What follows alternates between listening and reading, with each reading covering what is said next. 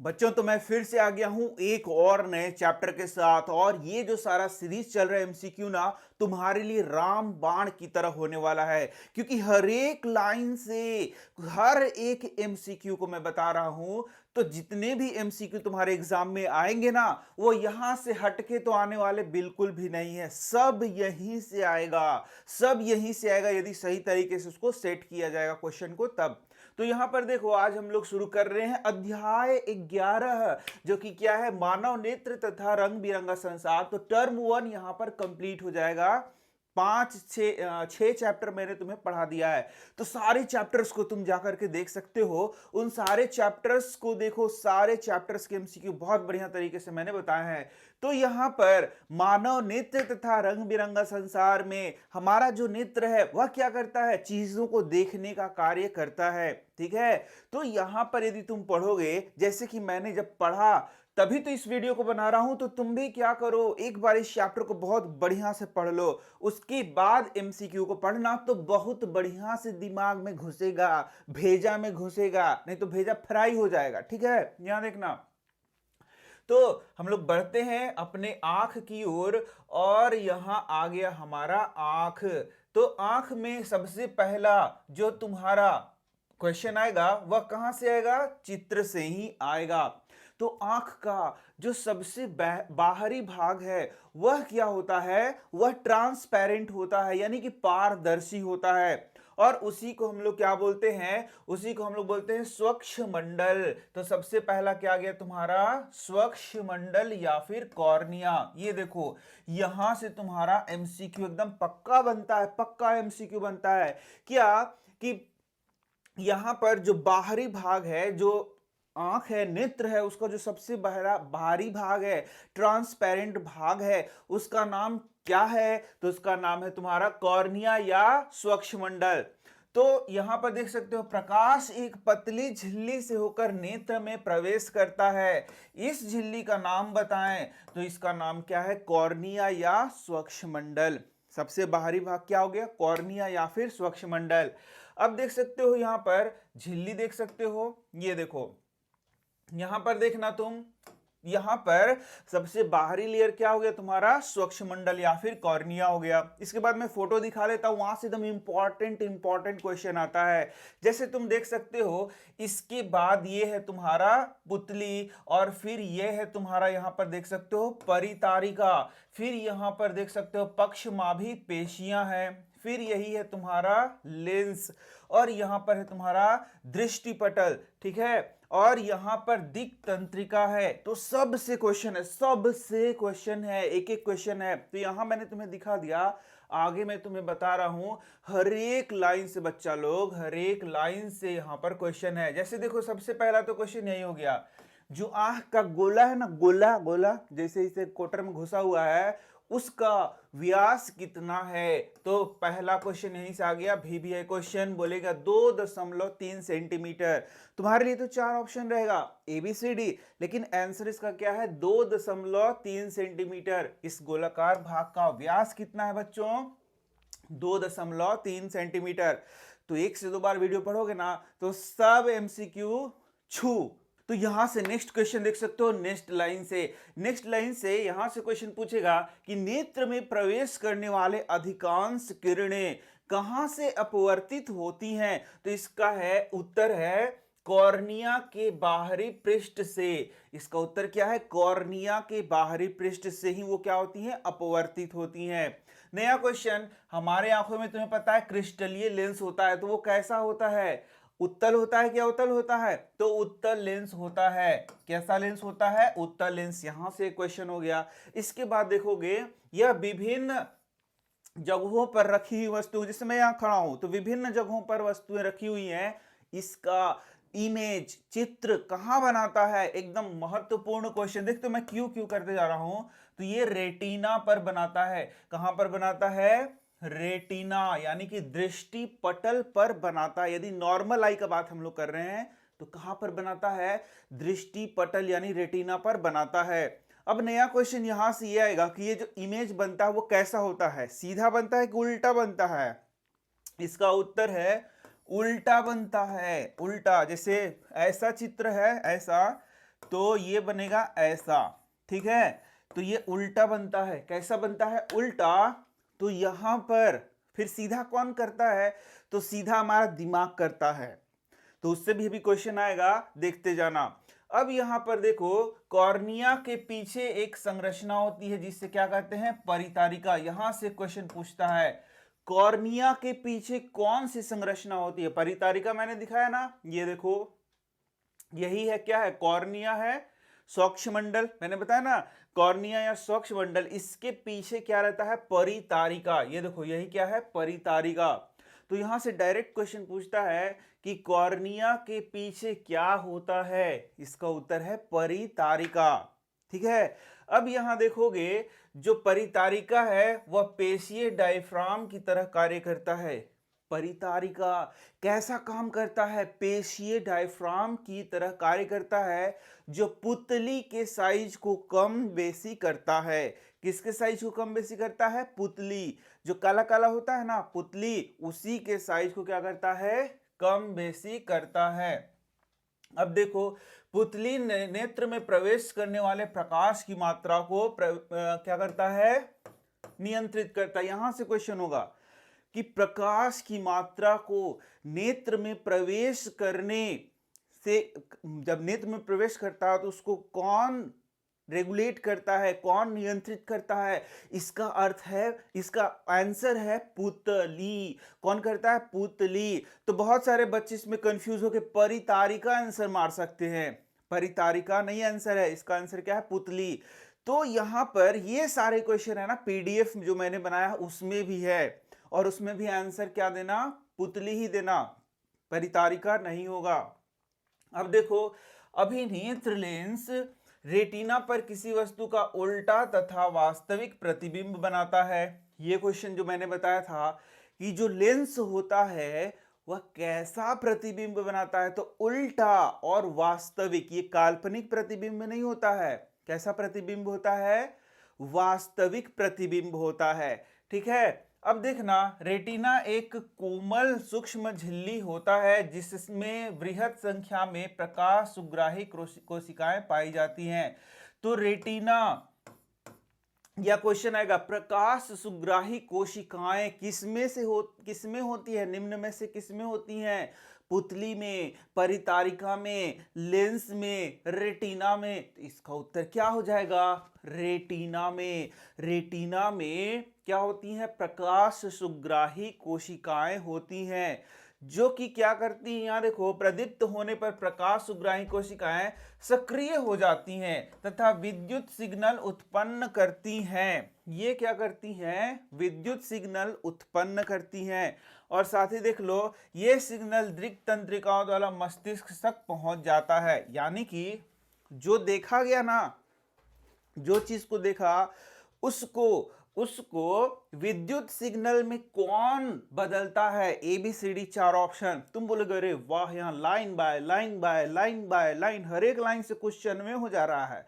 अरे हर एक लाइन से क्वेश्चन हो जाएगा, काहे कि बहुत इंपॉर्टेंट है ना। यहां देखना, तो यहां भी क्वेश्चन है, याद रखना कि जो रेटिना पर मतलब प्रकाश सुग्राही कोशिकाएं हैं, वे क्या करती हैं? जो भी चीज देखा जा रहा है उसको विद्युत सिग्नल में वही परिवर्तित करता है। तो एबीसीडी में तुम्हारा आंसर में, एबीसीडी में प्रकाश सुग्राही कोशिका होगा और दृक् तंत्रिका होगा। तो बहुत सारे बच्चे गलती करके दृक् तंत्रिका आंसर मार देंगे, वो गलत हो जाएगा। दृक् तंत्रिका क्या करेगा? उस सिग्नल को दिमाग तक पहुंचाएगा, उस सिग्नल को दिमाग तक पहुंचाएगा, ठीक है। यहां से पहुंचाएगा, यहां से नहीं पहुंचाएगा। सिग्नल को कहां पहुंचाएगा? दिमाग तक पहुंचाएगा। दृक् तंत्रिका, याद रखना, गड़बड़ मत कर देना। तो ये जो दृक् तंत्रिका है उस सिग्नल को दिमाग तक पहुंचाएगा, ठीक है ना। मस्तिष्क इन सिग्नलों की व्याख्या करता है तथा अंततः इस सूचना को संसाधित करता है, जिससे कि हम किसी वस्तु को जैसा है वैसे ही देख सकते हैं। कोई टेंशन हुआ ना? बहुत आसान है।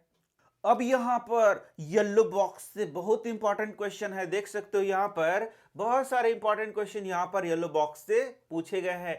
तो बताओ ऊपर जितना क्वेश्चन था ये पीडीएफ में है सर? बिल्कुल है। ये जो पीडीएफ मैंने बनाया जिसका लिंक डिस्क्रिप्शन में है वहां पर तुमको ये सारा ऑब्जेक्टिव मिलेगा, इसको तुम प्रैक्टिस वहां पर कर सकते हो। तो अब देखोगे जो नेत्र होता है उसमें बहुत सारी संरचना होती हैं।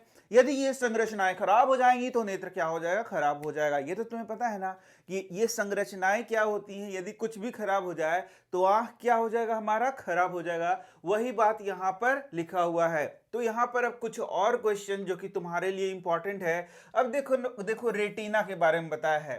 तो रेटिना का कार्य मैंने बता दिया।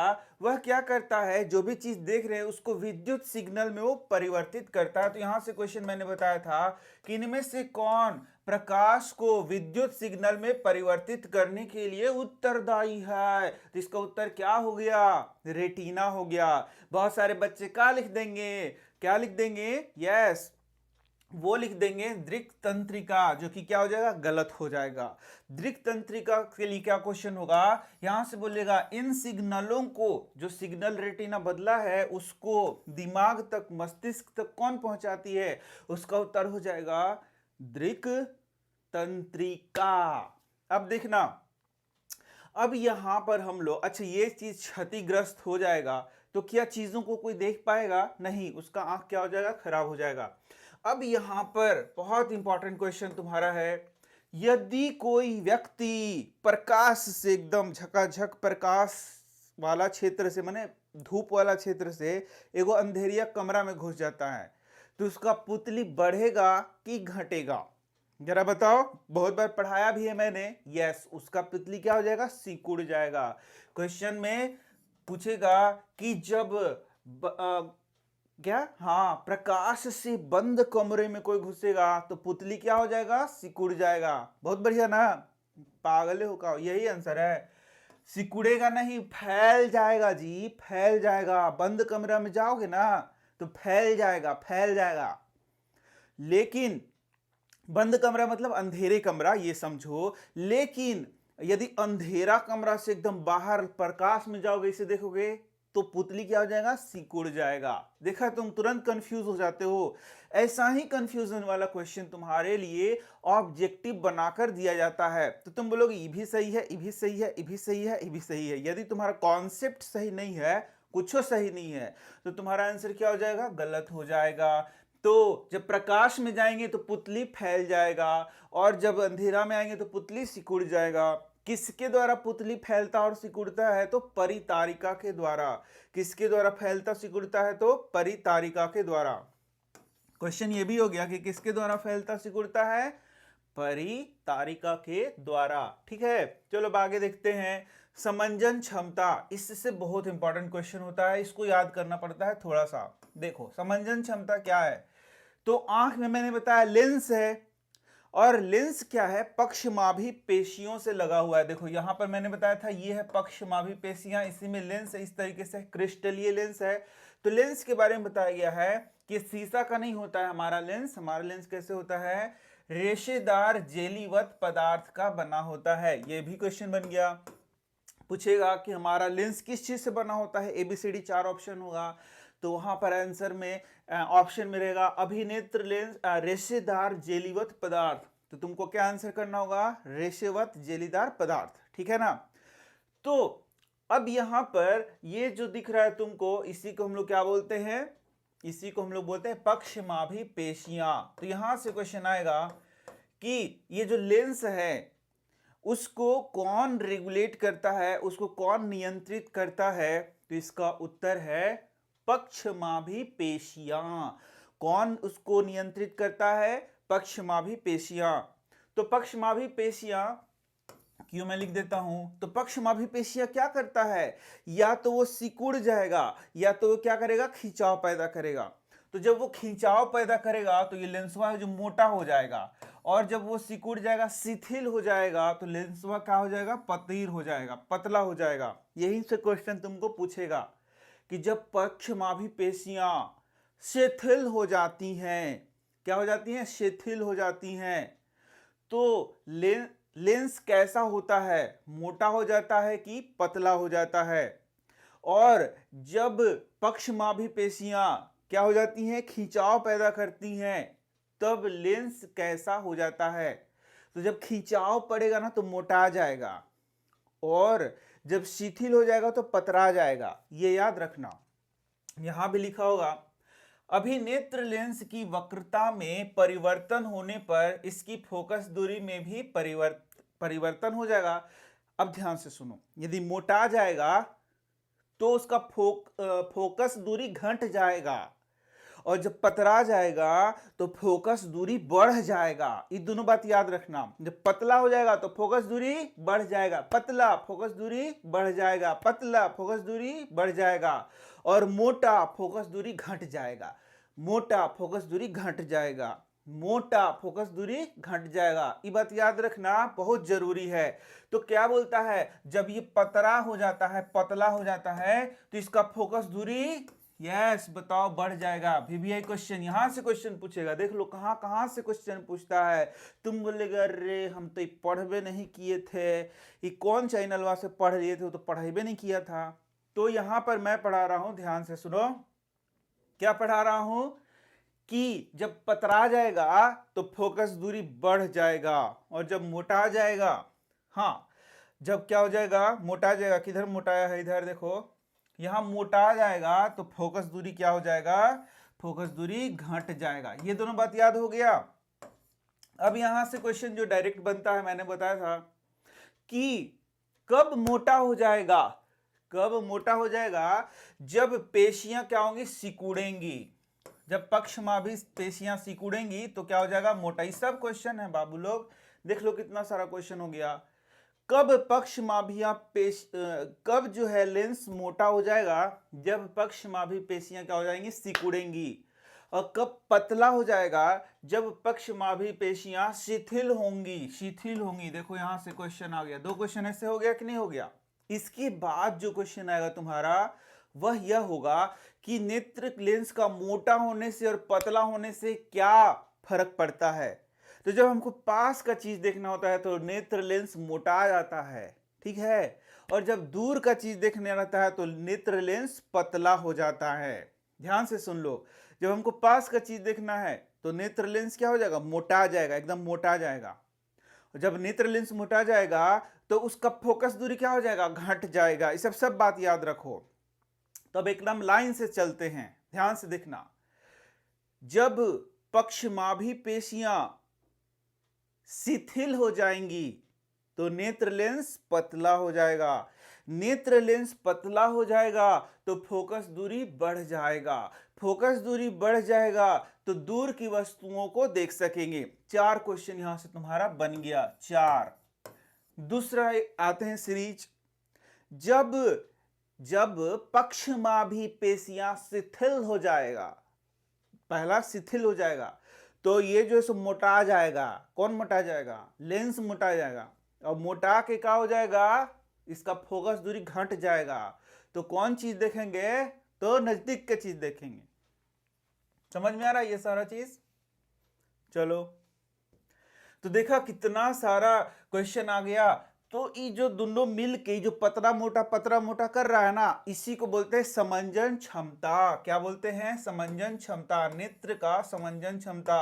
और यही है तुम्हारा समंजन। क्या है, समंजन, एकोमोडेशन ऑफ, बोलो आई, एकोमोडेशन ऑफ क्या है, आई। तो यहां पर अब क्वेश्चन पूछेगा, VVI क्वेश्चन तुमसे, समंजन क्षमता तो समझ में आ गया।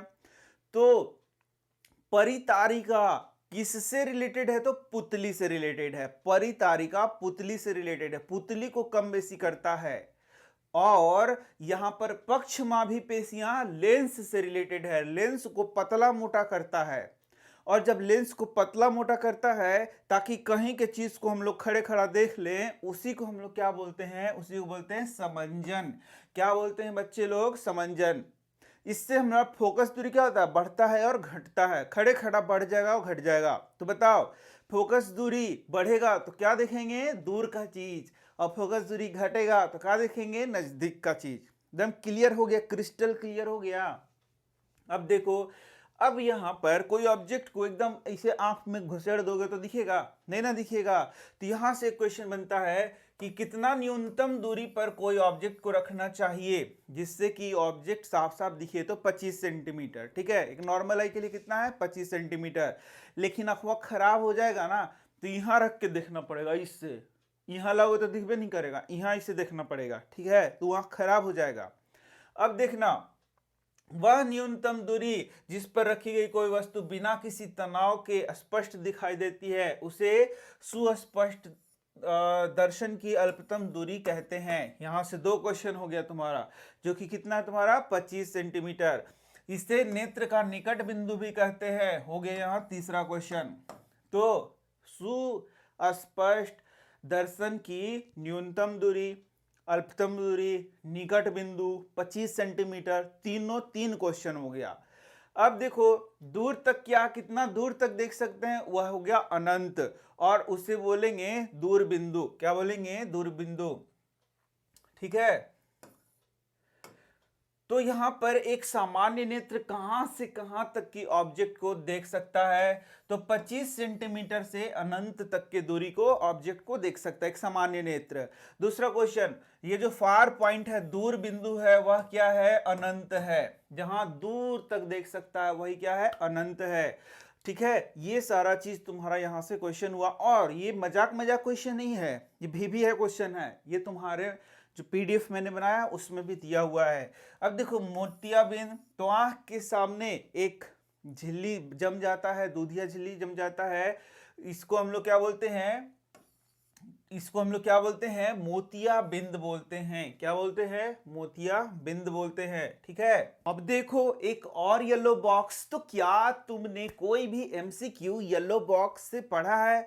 बिल्कुल नहीं पढ़ा होगा, लेकिन मैं तुम्हें पढ़ाऊंगा। यहाँ पर देख सकते हो, दृष्टि के लिए हमारे 2 नेत्र क्यों आवश्यक है, इससे कुछ क्वेश्चंस तुम यहाँ पर बना सकते हो। जैसे कि एक नेत्र का क्षैतिज दृष्टि क्षेत्र लगभग कितना होता है, यहां से एक एमसीक्यू, तो ये होता है 150 डिग्री। लेकिन 2 नेत्रों का कितना होगा मिलाकर के, 160 डिग्री, 160 डिग्री। अच्छा, 2 नेत्रों से यदि किसी चीज को देखते हैं तो त्रिविमीय आकृति बनता है। कैसे आकृति बनेगी, तो त्रिविमीय आकृति बनेगी। यहां से एक क्वेश्चन तुम्हारा मिल जाएगा, ठीक है। इस तरीके से 3 क्वेश्चन यहां पर मिल गया। अब आएंगे हम लोग दृष्टि दोष। Yes yes yes yes yes, इससे क्वेश्चन जरूर आएगा, थोड़ा सा याद भी करना होगा बच्चा लोग। दृष्टि दोष और उसका संशोधन। तो जानते हो सबसे पहला हम लोग को क्या पढ़ना है, निकट दृष्टि दोष, दीर्घ दृष्टि दोष और जरा दूरदर्शिता। ये 3 को तुम्हें पढ़ाया गया है। तो यहाँ पर हर एक लाइन से तुम्हारा क्वेश्चन एकदम बनेगा ही बनेगा, इसमें कोई टेंशन मत लेना। थोड़ा सा इसमें मेहनत करना तो तुम्हें ये सारा क्वेश्चन एग्जाम में बन जाएगा।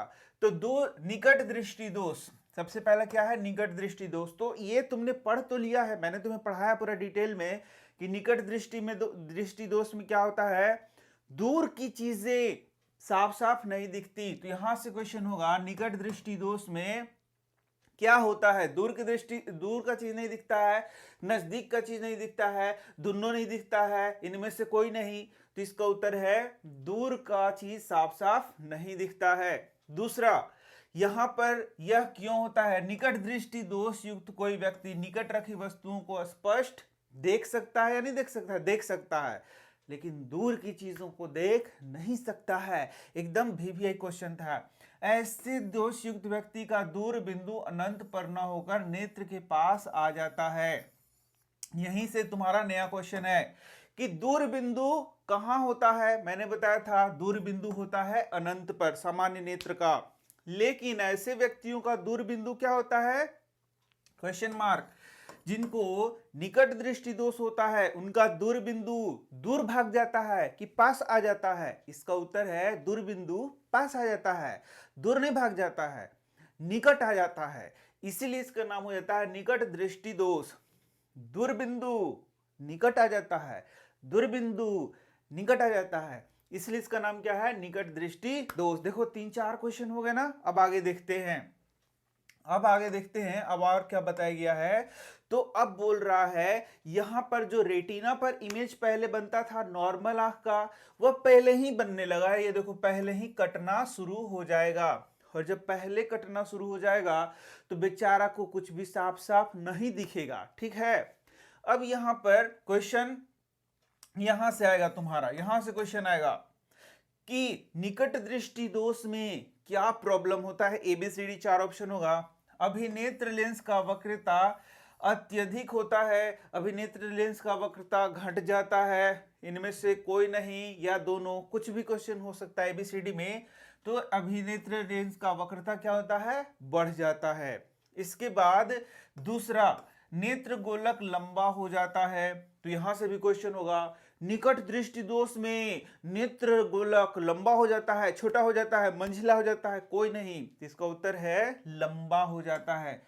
यही मैं बता रहा था, इसको याद करना होगा, थोड़ा सा तुम्हें मेहनत करना होगा, यही क्वेश्चन तुमको याद करना है।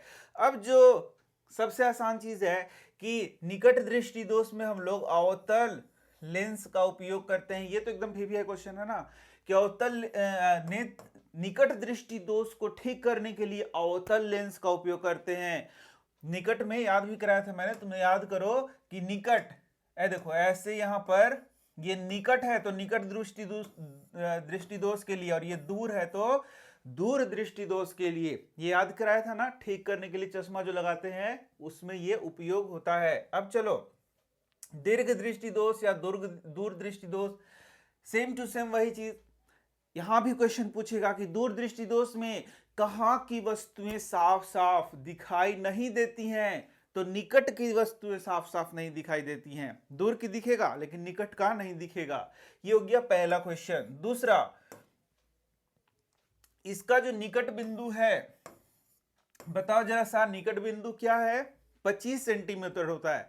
निकट बिंदु क्या होता है, 25 सेंटीमीटर। लेकिन ऐसा व्यक्ति का निकट बिंदु बढ़ जाता है, घट जाता है, दोनों में से कोई नहीं या फिर सब। तो इसका उत्तर है निकट बिंदु दूर भाग जाता है। जो निकट बिंदु 25 सेंटीमीटर था वो दूर भाग जाता है, इसलिए उसको जब पढ़ना है तो पहले इससे पढ़ता था बेचारा पेपर, अब उसको पढ़ना है तो इससे करके पढ़ना है। तो क्या पढ़ पाएगा, नहीं पढ़ पाएगा, यानी उसका आंख में खराबी आ गया है। तो उसका निकट बिंदु 25 सेंटीमीटर से क्या हो गया, दूर भाग गया है। और इस कारण से जो उसका इमेज बनता है ना, रेटिना पर नहीं बन के दूरे बनेगा। ठीक है, अब इसका कारण यहां पर पूछेगा वीवीआई क्वेश्चन में, इसका कारण क्या है। इसका कारण है पहला, अभिनेत्र लेंस की फोकस दूरी का अत्यधिक हो जाना। क्वेश्चन, अभिनेत्र लेंस का फोकस दूरी क्या हो जाता है, बढ़ जाता है।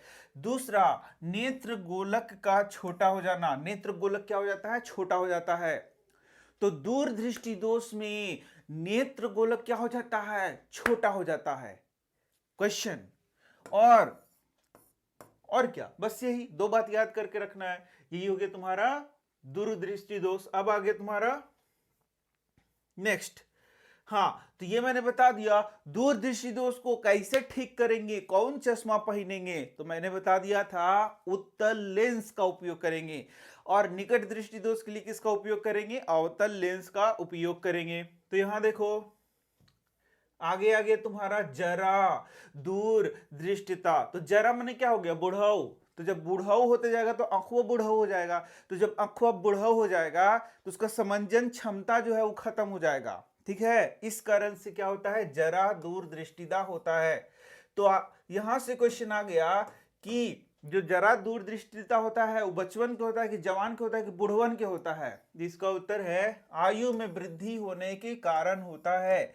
जरा दूर दृष्टिता किसी कारण होता है, आयु में वृद्धि होने के कारण होता है। एक क्वेश्चन हो गया। दूसरा, यह क्यों होता है, तो नेत्र का समंजन क्षमता घट जाने के कारण होता है। मैंने बताया था ना कि वो जो खींचता है खांचता है तो लेंसवा मोटाता है पतराता है, वही वाला समंजन क्षमता इसका क्या हो गया, घट गया। ठीक है, तो अधिकांश व्यक्तियों का निकट बिंदु दूर हट जाता है। निकट बिंदु क्या हो जाएगा, दूर हट जाएगा, और उसके लिए उसको, अच्छा दूर हट जाएगा तो क्या हो जाएगा, दूर दृष्टि हो जाएगा। तो इसीलिए इसको बोलेंगे जरा दूर दृष्टिता। अब यहाँ देखो, इस दोष को हम लोग जरा दूरदृष्टिता कहते हैं। अब यहाँ देखना, यह पक्षमाभी पेशियों के धीरे धीरे दुर्बल होने तथा क्रिस्टलीय लेंस के लचीलेपन में कमी आने के कारण उत्पन्न होता है। यहाँ पर क्वेश्चन पूछेगा कि जरा दूरदृष्टिता क्यों होता है, एबीसीडी 4 ऑप्शन देगा, तो इस लाइन को तुम्हें याद करके रखना होगा। क्या है, मैंने तो अभी तुरंत बताया कि समंजन क्षमता घट जाता है, यानी कि जो पक्षमाभी पेशियां हैं वो लेंस को खींच खांच नहीं कर पाता है, जिस कारण से समंजन क्षमता घट जाता है और उसको जरा दूरदृष्टिता रोग हो जाता है बेचारा को। अब इसके लिए भी क्वेश्चन है कि कौन सा लेंस उपयोग करेंगे, तो इसके लिए बाईफोकल लेंस यानी द्विफोकसी लेंस का उपयोग करेंगे। एक और क्वेश्चन यहां से आ गया कि द्विफोकसी लेंस में क्या क्या रहेगा, तो अवतल तथा उत्तल दोनों लेंस होगा। एक और क्वेश्चन आ गया, तो ऊपरी भाग में कौन सा लेंस लगा रहेगा, तो अवतल लेंस लगा होगा। एक और क्वेश्चन आ गया कि अवतल दर्पण के द्वारा किसको देखेगा हुआ, तो दूर की वस्तुओं को साफ साफ देखेगा। और निचले भाग में क्या रहेगा, एक और क्वेश्चन आ गया, तो उत्तल लेंस होगा। उससे बेचारा का देखेगा, तो वह पास की वस्तुओं को देखेगा। देख लिया कितना सारा क्वेश्चन हो गया, बाप रे बाप, खाली क्वेश्चन हो गया। ठीक है, यही फायदा है बच्चों, इस क्लास का यही फायदा है कि हर एक लाइन से बहुत सारे एमसीक्यू होने वाले हैं। और नीचे लिंक है ना, लिंक से तुम लोग पीडीएफ डाउनलोड कर लो, वीडियो को लाइक भी कर दो, शेयर भी करो अपने दोस्तों से, ताकि यदि व्यू बढ़ेगा तभी सेकंड टर्म आएगा। याद रखना, यदि व्यू नहीं बढ़ेगा तो सेकंड टर्म के लिए मैं नहीं बनाने वाला, यहाँ पर बस फर्स्ट टर्म का हम लोग बनाएंगे। और फर्स्ट टर्म का मैंने कंप्लीट भी कर दिया, 6 चैप्टर लगभग बना दिया है, सारे चैप्टर्स को तुम लोग देख लोगे। तो प्रिज्म से प्रकाश का अपवर्तन तो तुम लोग जानते ही हो कि प्रिज्म क्या होता है, त्रिभुजाकार आधार इस तरीके से प्रिज्म होता है। ठीक है, तो वो हम लोग देखते हैं। यहां पर येलो बॉक्स से कुछ और क्वेश्चन देख लेते हैं, यहां देखना। तो यहां पर अब थोड़ा सा कॉर्नियल अंधता, कॉर्नियल ब्लाइंडनेस से रिलेटेड कुछ क्वेश्चन आ सकता है, यानी कि कॉर्निया के खराब होने से, अंधापन होने से। तो यहां पर देख सकते हो, विकासशील देशों में कितने करोड़ व्यक्ति दृष्टिहीन है, पहला क्वेश्चन। तो इसका उत्तर है 3.5 करोड़ व्यक्ति लगभग क्या है, अंधे हैं। अब इसके बाद देख सकते हो, यहां पर कितने लोग कॉर्निया अंधापन से ग्रसित है, तो इसका उत्तर है 45 लाख व्यक्ति। लगभग कितने हैं, 45 लाख व्यक्ति। 45 लाख व्यक्तियों में 60% बच्चे हैं जो कि 12 वर्ष से क्या है, कम आयु के हैं। तो क्या कॉर्नियल ब्लाइंडनेस को ठीक किया जा सकता है? यस। किसी के आंख का प्रत्यारोपण करके, माने कॉर्निया का प्रत्यारोपण करके इसको ठीक किया जा सकता है। तो यहां पर नेत्र दान करने से संबंधित क्वेश्चन होगा, वीवीआई क्वेश्चन आएगा कि कॉर्नियल ब्लाइंडनेस या कॉर्नियल अंधापन में क्या कोई व्यक्ति जो कि मर गया, वो मधुमेह रोगी था, तो उसका आंख को दान में दिया जा सकता है? यस, यही तुमको क्वेश्चन करना होगा कि जो मधुमेह का रोगी है, क्या वह आंख दान कर सकता है? यस, कर सकता है। उच्च रक्तचाप वाला, हाई ब्लड प्रेशर वाला कर सकता है? यस, कर सकता है। इसके साथ नेत्र दान करने वाला व्यक्ति किसी भी आयु का हो सकता है, किसी भी लिंग का क्या हो सकता है? यस, हो सकता है। चश्मा पहनने वाला, मोतियाबिंद का ऑपरेशन करा चुका हुआ व्यक्ति भी क्या कॉर्नियल ब्लाइंडनेस वाले को दे सकता है नेत्र? यस, दे सकता है। फिर दमा को रोगी वाला, जिसको कोई संक्रामक नहीं है, वो भी आंखवा दे देगा? यस, दे देगा। जिंदा में नहीं देगा, मर जाएगा तब देगा।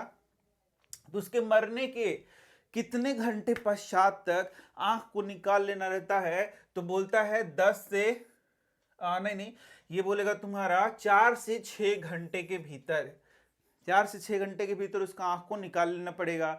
लेकिन बोलता है कुछ रोग यदि उस व्यक्ति को होगा जिसकी मृत्यु हो गई है, जैसे एड्स से यदि वो मर गया है बेचारा, हेपेटाइटिस बी है, जलभीति रेबीज हो गया, तीव्र ल्यूकोमिया है, ये याद करना होगा तुम्हें, टिटनस है, हैजा है, इन सारे रोगों से मस्तिष्क शोध है, तो संक्रमित होगा तो उस नेत्रदान नहीं कर सकता है। ये याद रखना, इतना सारा ये क्वेश्चन है। ठीक है, तो इसके बाद हम लोग क्या पढ़ रहे थे, यही पढ़ रहे थे क्या है बताओ? प्रिज्म। तो यहां से सबसे पहला, ये दो फलकों के बीच का जो कोण है उसे क्या कहते हैं? तो प्रिज्म कोण कहते हैं। और यहां से देख सकते हो प्रकाश का क्या हो रहा है? अपवर्तन हो रहा है। तो अब देख सकते हो प्रकाश का ये जो किरण है और ये जो किरण है, इसके बीच में जो एंगल बन रहा है इसको क्या बोलते हैं? इसे बोलते हैं विचलन का कोण। तो यहाँ दो क्वेश्चन तुम्हारा आ सकता है, ठीक है। अब देखो आगे जब हम लोग बढ़ेंगे, यहां देखो विचलन का कोण हो गया, उससे मैंने बता दिया। अब कांच की प्रिज्म से जब श्वेत प्रकाश को गुजारा जाएगा तो क्या होगा? तो इससे भी क्वेश्चन बनता है कि कांच के प्रिज्म से जब श्वेत प्रकाश को गुजारा जाता है तो वह 7 रंगों की पट्टी में विभक्त हो जाता है। श्वेत प्रकाश का बात हो रहा है यहां पर, ठीक है। तो वह 7 रंगों की पट्टी में क्या होता है? विभक्त होता है। इन 7 रंगों की पट्टी को क्या कहते हैं? इसे कहते हैं स्पेक्ट्रम। क्या बोलते हैं? स्पेक्ट्रम। अब नया क्वेश्चन यहां से आएगा, ये जो श्वेत था इधर तो श्वेत रंग गुजरा, इधर 7 रंग की पट्टी हो गया, तो इस 7 रंग की पट्टी के बंटने को, विभाजन को, अपने अवयवी वर्णों में टूटने को क्या कहते हैं? तो इसको होता है वर्ण विक्षेपन। क्या बोलते हैं? वर्ण विक्षेपन। क्या बोलेंगे बच्चा लोग? वर्ण विक्षेपन। या एग्जाम ऑप्शन में सिर्फ विक्षेपन है तो क्या लिखना है? विक्षेपन। अब श्वेत प्रकाश विबग्योर के क्रम में टूटेगा। देखो विबग्योर कहां चल गया? विबग्योर, ये देखो विबग्योर में टूटेगा, जिसमें तुम्हारा सारा रंग तो तुम्हें याद होगा। वायलेट हो गया, Indigo, blue, green, yellow, orange, red. अब यहां पर ध्यान से देखना है तुम्हें, ये देखो ये रेड है, ये वाला ऊपर वाला रेड है, ठीक है, ऊपर वाला रेड है। तो यहां पर बहुत सारे और इंपॉर्टेंट क्वेश्चन आएंगे कि यहां पर ऊपर में रेड क्यों है, नीचे में वॉयलेट क्यों है? तो इसका उत्तर में यह है कि जिसका प्रकाश का तरंग दैर्ध्य ज्यादा होता है उसका विचलन कम होता है, ये याद रखो। तो लाल का तरंग दैर्ध्य क्या होगा? क्वेश्चन, तो इनमें से सबसे ज्यादा होगा। फिर इसके बाद जो वॉयलेट कलर है उसका तरंग दैर्ध्य क्या होगा? सबसे कम होगा। तो किसका विचलन सबसे कम होगा? क्वेश्चन, तो जिसका तरंग दैर्ध्य सबसे ज्यादा होगा ना उसका विचलन सबसे कम होगा। तो एक और क्वेश्चन, यहां पर सबसे कम विचलन किसका हो रहा है? तो लाल रंग का हो रहा है। एक और क्वेश्चन, तो यहां पर सबसे ज्यादा विचलन किसका हो रहा है? तो यहां पर वॉयलेट रंग का हो रहा है। याद रखना ये सारा बात, यहां से क्वेश्चन तुम्हें पूछेगा। चलो तो कुछ और एमसीक्यू देख लेते हैं। तो और एमसीक्यू यहां पर देख सकते हो, यदि यहां पर एक प्रिज्म रखा गया है, इससे श्वेत लाइट गुजरता, कौन सा प्रकाश गुजरता है? श्वेत प्रकाश गुजरता है। तो जब ये श्वेत प्रकाश गुजरने के बाद निकलेगा ना तो 7 रंगों की पट्टी बनाएगा। लेकिन वापस से एक उल्टा प्रिज्म यहां पर रख दिया जाए तो क्या होगा? यही तुम्हारा एमसीक्यू होगा। तो इसका उत्तर है फिर से श्वेत प्रकाश ही हमें प्राप्त होगा। तो यहां से बस इतना ही क्वेश्चन है? नहीं, आइजैक न्यूटन ने सर्वप्रथम सूर्य का स्पेक्ट्रम प्राप्त करने के लिए कांच का उपयोग किया था। क्या तुमने कभी भी ये एमसीक्यू पढ़ा है? नहीं पढ़ा है, मैं दावे के साथ कह सकता हूं। ये वीवीआई एमसीक्यू हो सकता है यदि सेट किया जाए तो, कि किसने सर्वप्रथम स्पेक्ट्रम प्राप्त करने के लिए कांच के प्रिज्म का उपयोग किया था? आइजैक न्यूटन ने। एक दूसरा समान प्रिज्म को यदि उसमें लगा दिया जाए तो हमें वापस क्या मिलेगा? श्वेत प्रकाश। और ये भी किसने देखा था? आइजैक न्यूटन ने। इसके बाद यहां पर देख सकते हो तुम्हें यहां पर क्या दिखाई दे रहा है? एक रेनबो दिखाई दे रहा है। बच्चों को बहुत पसंद है ना रेनबो। रेनबो मतलब क्या हुआ? इंद्रधनुष। तो ये जो तुम्हारे बुक में पढ़ाया गया ना इंद्रधनुष, उसी को मैं यहां पर पढ़ाने वाला हूं। ज्यादा भारी भरकम चीज नहीं, यहां पर जो जो ऑब्जेक्टिव क्वेश्चन होगा वही। तो इंद्रधनुष कैसे बनता है वह हम लोग देखेंगे, लेकिन यहां सबसे पहला क्वेश्चन, जो इंद्रधनुष का निर्माण करता है वह सूर्य के दिशा में होगा या सूर्य के विपरीत दिशा में? यहां ध्यान से देखो तो ये सूर्य का प्रकाश है और ये सामने यहाँ प्रकाश पड़ रहा है और यहाँ पर हम लोग ऐसे इसको देख रहे हैं, यानी कि सूर्य के सामने, यानी सूर्य इधर है तो हमें भी इधर खड़ा होकर इंद्रधनुष को उधर देखना पड़ेगा। ये पहला तुम्हारा एमसीक्यू होगा।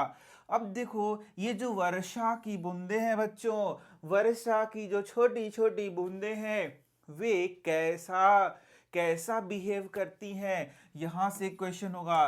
तो इसका उत्तर है वो प्रिज्म की तरह बिहेव करती हैं, प्रिज्म की तरह वे प्रिज्म की तरह बिहेव करेंगी, यानी कि वह प्रिज्म के जैसा ही प्रकाश की किरणें जब उसमें जाएंगी तो वे 7 रंगों की पट्टी का निर्माण करेंगी।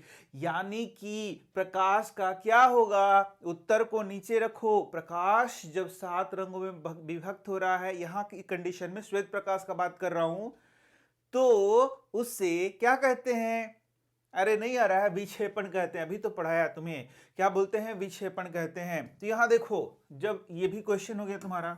अब यहां से क्वेश्चन देखो ध्यान से, तो जब प्रकाश, सूर्य का प्रकाश इसमें इंटर करेगा तो एक माध्यम से दूसरे माध्यम में गया तो क्या हुआ, जल्दी बताओ जल्दी बताओ, अपवर्तन हुआ।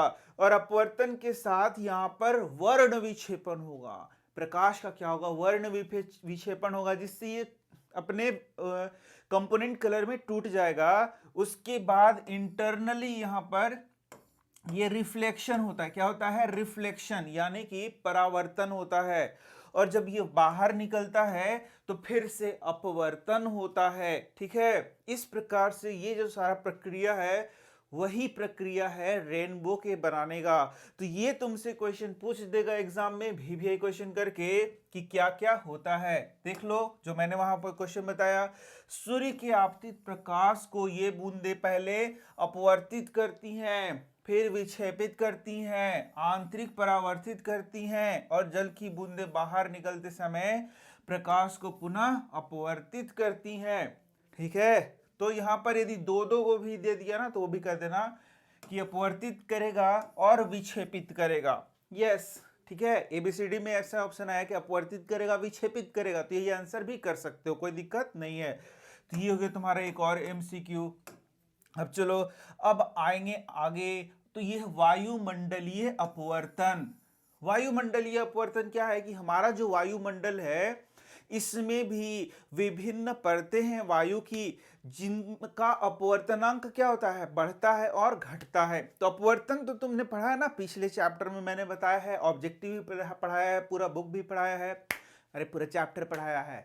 तो वहां पर हम लोगों ने क्या देखा था, जब प्रकाश एक माध्यम से दूसरे माध्यम में पहुंचता है तो वो बेंड होता है, मुड़ता है, तो यहां पर उसे ही क्या बोलते हैं, अपवर्तन कहते हैं।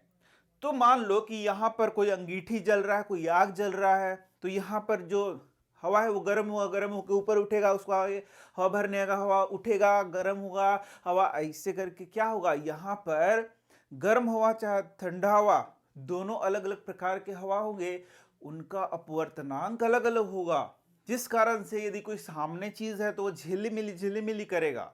तो यहां से क्वेश्चन होगा तुम्हारा कि इस तरीके से यदि झिलमिलाहट होता है, कोई चीज झिलमिलाहट दिखता है, जैसे तुम लोग कुछ खास मत करना, तुम्हारे घर गैस का चूल्हा होगा, यहाँ पर गैस का चूल्हा रखा हुआ है, तुम ऐसे सामने देखना यहाँ, और उसके सामने कोई ऑब्जेक्ट होगा, देखना ऐसे हिलते रहेगा, तो उस झिलमिलाहट कैसे होता है, तो उत्तर देना, क्वेश्चन एबीसीडी आंसर रहेगा, तो क्या देंगे, वायुमंडलीय अपवर्तन के कारण। हो गया। चलो इसके बाद क्वेश्चन डायरेक्ट मैं बता दे रहा हूं, तारों का टिमटिमाना किसके कारण होता है, तो इसका उत्तर है वायुमंडलीय अपवर्तन के कारण, सीधा। अब क्यों टिमटिमाते हैं ये हम लोग नहीं पढ़ेंगे, लेकिन यहां से क्वेश्चन पढ़ेंगे। ठीक है, क्या पढ़ेंगे कि ऊपर से जब नीचे की ओर आएंगे तो अपवर्तनांक बढ़ता है या घटता है, तो ये हो गया क्वेश्चन, तो इसका उत्तर है अपवर्तनांक बढ़ता है, यानी ऊपर से नीचे आ जाएगा तो अपवर्तनांक विभिन्न परतों का, वायु के विभिन्न परतों का क्या होगा, बढ़ेगा। तो इससे एक और क्वेश्चन, यानी कि वायु नीचे सघन माध्यम है कि विरल माध्यम है, क्या तुम बता सकते हो, देखो मैंने पिछले चैप्टर में ही बताया, पढ़ाया है किस माध्यम का अपवर्तनांक ज्यादा होता है, सघन माध्यम का या फिर विरल माध्यम का? दो क्वेश्चन यहां से मैंने पीछे वाले चैप्टर में पढ़ाया, तो वहां जाके पढ़ सकते हो। और तुम यदि याद है तो तुम नीचे बताओ बताओ कि नीचे का अपवर्तनांक ज्यादा है तो यहां सघन माध्यम पाया जाएगा कि विरल माध्यम? नीचे बताओ तुम कमेंट करके। ऊपर जब जाएंगे वायुमंडलीय परत में तो वहां पर का अपवर्तनांक कम होगा, तो बताओ कि ऊपर विरल माध्यम मिलेगा कि सघन माध्यम मिलेगा? ठीक है, इसका उत्तर थोड़ा करके दिखाओ तुम लोग। अब चलो, अब यहां पर फिर से यही क्वेश्चन पूछेगा कि अग्रिम सूर्योदय तथा विलंब सूर्यास्त ये क्यों होता है? हाँ, सीधे सीधा क्वेश्चन, ये क्यों होता है? तो वायुमंडलीय अपवर्तन के कारण। ठीक है, क्योंकि ऑब्जेक्टिव है एबीसीडी, 4 ऑप्शन आएगा तो तुम्हें क्या देना है? वायुमंडलीय अपवर्तन के कारण। जो सूर्योदय है वो पहले ही हो जाएगा, सूर्यास्त बाद में होगा, तुमको ऐसा देखने में मिलेगा। दूसरा, ये जो सूर्यास्त और सूर्योदय के समय जो सूर्य का चक्रिका वो चपटा दिखता है, क्यों? वायुमंडलीय अपवर्तन के कारण। ठीक है, अब एक क्वेश्चन और जो मैंने पीडीएफ बनाया उसमें है कि सूर्योदय और सूर्यास्त में कितने मिनट का डिफरेंस होगा, तो यहां पर लगभग 2 मिनट का, यानी कि 2 मिनट पहले ही ऊपर दिखेगा और 2 मिनट बाद वो नीचे जाएगा। समझ में आ गया किसके कारण हो रहा है? वायुमंडलीय अपवर्तन के कारण। अब देखो है प्रकाश का प्रकीर्णन। ठीक है, वर्ण विक्षेपण पढ़ लिया, वायुमंडलीय अपवर्तन पढ़ लिया, अब पढ़ रहे हैं प्रकाश का प्रकीर्णन। ये भी VVI क्वेश्चन होता है, इससे बहुत इंपॉर्टेंट क्वेश्चन पूछे जाते हैं। तो प्रकीर्णन क्या है? देखो, जब प्रकाश की किरणें जब आ रही होती हैं तो उसके माध्यम में जो कण होते हैं उससे जब ये टकराती हैं तो ये छितर बितर इधर उधर भाग जाती हैं। इसे ही बोलते हैं प्रकाश का प्रकीर्णन। क्या बोलते हैं बच्चे लोग? प्रकाश का प्रकीर्णन। तो प्रकाश का प्रकीर्णन क्वेश्चन पूछेगा कि कहां, किस विलयन में तुमको देखने को मिलेगा? तो कोलाइडी विलयन में तुमको प्रकाश का प्रकीर्णन देखने को मिलेगा। तो नया क्वेश्चन, क्या वास्तविक विलयन में प्रकाश का प्रकीर्णन देखने को मिलेगा? नहीं मिलेगा। तो एक और नया क्वेश्चन, तुमने टिंडल इफेक्ट का नाम सुना होगा। टिंडल इफेक्ट क्या है? जैसे कि जो तुम्हारा मान लो कि खपड़ा का घर है, तो वहां से सूर्य का रोशनी एकदम आता होगा ना, तो वो साफ उसका रास्ता दिखेगा। या प्रोजेक्टर से जब प्रोजेक्ट किया जाता है लाइट को, तो देखो कि प्रोजेक्टर का रोशनी पूरा दिखता है। इसे ही बोलते हैं टिंडल इफेक्ट। तो टिंडल इफेक्ट से क्या क्वेश्चन आएगा? बोलेगा कि जब प्रकाश जो है वह कोलाइडी विलयन से होकर गुजरेगा तो उसका मार्ग दिखता है, प्रकाश का मार्ग तुम्हें दिखता है। इसे हम लोग क्या बोलते हैं? इसे हम लोग बोलते हैं टिंडल प्रभाव। पृथ्वी का वायुमंडल सूक्ष्म कणों का एक विषमांगी मिश्रण है। इन कणों में धुआं, जल की सूक्ष्म बूंदें, धूल निलंबित कण, वायु के अणु सम्मिलित है। जब कोई प्रकाश किरण पुंज ऐसे महीन कणों से टकराता है तो इस किरण पुंज का मार्ग दिखाई देने लगता है। इस प्रक्रिया को क्या कहते हैं? यानी किरण पुंज दिखने लगेगा। इसे क्या कहते हैं? इसे एबीसीडी 4 ऑप्शन आएगा। उत्तर है टिंडल प्रभाव, टिंडल इफेक्ट। तो नया क्वेश्चन, टिंडल प्रभाव प्रकाश के किस गुण को दिखा रहा है? यानी कि प्रकाश वहां पर क्या हो रहा है? उत्तर है प्रकाश का प्रकीर्णन। प्रकाश का क्या हो रहा है? प्रकीर्णन। तो प्रकाश के प्रकीर्णन से क्या दिखाई देगा? टिंडल प्रभाव। ठीक है, देखा कितना सारा क्वेश्चन होगा। इसे हम लोग क्या बोलते हैं? टिंडल प्रभाव।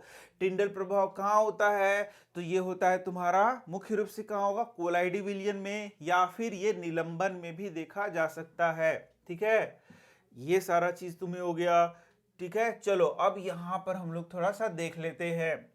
प्रकीर्णित प्रकाश का वर्ण प्रकीर्णन करने वाले कणों के साइज पर निर्भर करता है।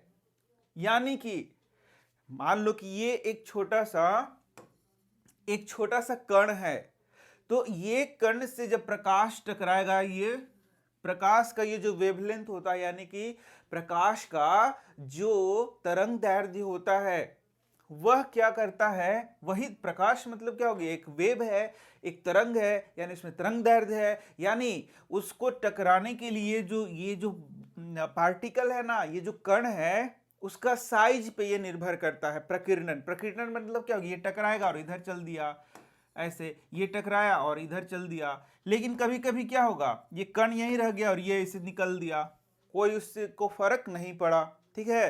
तो यहीं पर बोलता है, तो क्वेश्चन यहां पर पूछेगा, जो प्रकीर्णित करने, प्रकीर्णन जिस किरण का हो रहा है वह किस पे निर्भर करता है, तो इसका उत्तर है कण के साइज पर निर्भर करता है। किसके साइज पर निर्भर करता है, कणों के साइज पर, जो कि उसको तितर बितर कर रहा है, ठीक है। अब देखना, अत्यंत सूक्ष्म कण मुख्य रूप से नीले प्रकाश का प्रकीर्णन करते हैं, यहां से क्वेश्चन हो गया। यानी कि यदि अत्यंत सूक्ष्म कण होगा तो नीले रंग को प्रकीर्णित करेगा। तो क्या अत्यंत सूक्ष्म कण लाल रंग को प्रकीर्णित करेगा, नहीं। तो यहां से दो क्वेश्चन हो गया, अत्यंत सूक्ष्म कण किसको प्रकीर्णित करता है, नीले रंग को प्रकीर्णित करता है। तो क्या अत्यंत सूक्ष्म कण लाल कण को प्रकीर्णित, तो क्या सूक्ष्म कण लाल तरंग दैर्ध्य वाले प्रकाश को, यानी जिसका तरंग दैर्ध्य बड़ा होगा, लाल का तरंग दैर्ध्य क्या होगा, बड़ा होगा, उसको प्रकीर्णित करेगा। प्रकीर्णित मतलब क्या हो गया, टकराया उधर चल गया, टकराया उधर चल गया, ऐसा कर पाएगा, नहीं। हो गया ना इंपॉर्टेंट क्वेश्चन। अब देखो, बड़े साइज के कण अधिक तरंग दैर्ध्य के प्रकाश को प्रकीर्णित करते हैं। तो बड़े साइज का कण है, क्या वो लाल तरंग दैर्ध्य को प्रकीर्णन कर पाएगा, यस। यदि प्रकीर्णन करने वाले कणों का साइज बहुत अधिक होता है तो प्रकीर्णित प्रकाश श्वेत भी प्रतीत हो सकता है, यानी कि वहां पर श्वेत प्रकाश दिखेगा, कोई प्रकीर्णन नहीं होगा। समझ में आ गया। अब यहां से देखेंगे, स्वच्छ आकाश का रंग नीला क्यों होता है, VVI क्वेश्चन। तो सीधा सा आंसर है, ऑब्जेक्टिव में ABCD 4 ऑप्शन आएगा, प्रकीर्णन के कारण, प्रकाश के प्रकीर्णन के कारण। तो यहां पर पूछ सकता है मे बी कि स्वच्छ आकाश में किस रंग का प्रकीर्णन होता है, तो इसका उत्तर है नीले रंग का प्रकीर्णन होगा। कौन रंग का प्रकीर्णन होके वो हमारे आंखों तक पहुंचता है, तो नीले रंग का प्रकीर्णन होगा और वो हमारे आंखों तक पहुंचता है। तो यहीं पर एक क्वेश्चन हो गया कि यदि आकाश, अंतरिक्ष से आकाश को देखा जाए तो कैसा रंग का दिखेगा, तो वो हो जाएगा काला रंग का। काला रंग का इसलिए दिखेगा, ऊंचाई पर उड़ते हुए यात्रियों को आकाश काला प्रतीत होगा, इसलिए देखा प्रतीत होगा क्योंकि उसका प्रकीर्णन नहीं होगा। क्वेश्चन पूछेगा कि क्या नहीं होगा, इसका उत्तर है उसका प्रकीर्णन नहीं होगा, प्रकाश का प्रकीर्णन नहीं होगा। अब यहाँ पर हम लोग जो है यहाँ भी क्वेश्चन है बच्चों कि यहाँ पर खतरे के सिग्नल में लाल रंग का उपयोग क्यों करते हैं। इसका उत्तर है कि लाल रंग का प्रकीर्णन बहुत कम होता है। तो दूर से यदि खतरा का निशानी है तो लाल रंग जो आ रहा है सामने, वो तितर बितर इधर उधर नहीं जाएगा, सीधे हमारी आंखों तक आएगा, क्योंकि उसका प्रकीर्णन कम होगा। इस कारण से लाल रंग हमको देखने को मिलेगा, इसलिए सिग्नल में हम लोग लाल रंग का उपयोग करते हैं। अब नया, सूर्यास्त तथा सूर्योदय के समय सूर्य का रंग लाल क्यों होता है, प्रकीर्णन के कारण। किसके कारण, प्रकीर्णन के कारण। तो यहां देख सकते हो, ये हम लोग यहां देखेंगे, यहां देखना, यहां देखो ये चित्र है, दिख रहा है ना, चित्र बड़ा सुंदर है ना, नहीं है तो चलो यहां देखते हैं, यहां पर है चित्र, यहां देखना। तो दिन के समय क्या होता है, जब सिर पर सूर्य होता है तो सूर्य से चलने वाला जो प्रकाश किरण है उसमें प्रकीर्णन क्या होता है, बहुत कम होगा और वह हमें लाल नहीं दिखेगा, ठीक है। यहाँ पर नीले प्रकाश का प्रकीर्णन क्या होता है, बहुत कम होता है, या दूसरे रंग के प्रकाश है उसका प्रकीर्णन क्या होगा, कम होगा। सूर्य का बात करेंगे, आकाश का बात नहीं करेंगे, याद रखना। तुम लोग बहुत सारे कंफ्यूज हो जाता है, बच्चा लोग बोलता है आकाश है कि सूर्य है। आकाश तो नीला है, सूर्य का बात कर रहे हैं। लेकिन शाम के समय जब सूर्योदय या सूर्यास्त हो रहा है, तो यहां से जो बड़ा तरंग दैर्ध्य वाला लाइट है, यानी कि लाल रंग है, वह हमारे तक पहुंच रहा है। बाकी छोटा छोटा लाइट है वो प्रकीर्णित हो जा रहा है, यानी कि छोटा तरंग दैर्ध्य वाला लाइट इधर उधर तितर बितर हो जा रहा है। तो हमें कौन सा रंग दिखेगा? लाल दिखेगा। इसलिए सूर्योदय और शाम को, सूर्योदय या सूर्यास्त में लाल रंग दिखता है सूर्य का। ठीक है, तो मैं बता दूं तुम्हें 100 से ज्यादा एमसीक्यू हो गए यहाँ पर। और यदि तुम्हें ये वीडियो पसंद है, सेकंड टर्म का भी पढ़ना चाहते हो, तो वीडियो को बताओ तुम पहले कि तुम्हें पढ़ना है या नहीं पढ़ना है। वीडियो को लाइक कर दो, शेयर जरूर करो। व्यूज नहीं आएंगे ना तो नहीं बनने वाला है, और वीडियो बनना ही नहीं है, यही समझ लो। तो व्यूज आएंगे चैनल में, तभी वीडियोस और आगे बनाया जाएगा। ठीक है, तो मैं मिल रहा हूं तुमसे नेक्स्ट वीडियो में, और नीचे डिस्क्रिप्शन में लिंक है, वहां से तुम लोग एमसीक्यू डाउनलोड कर सकते हो। ठीक है ना, तो चैनल को सब्सक्राइब भी कर लो। Thank you.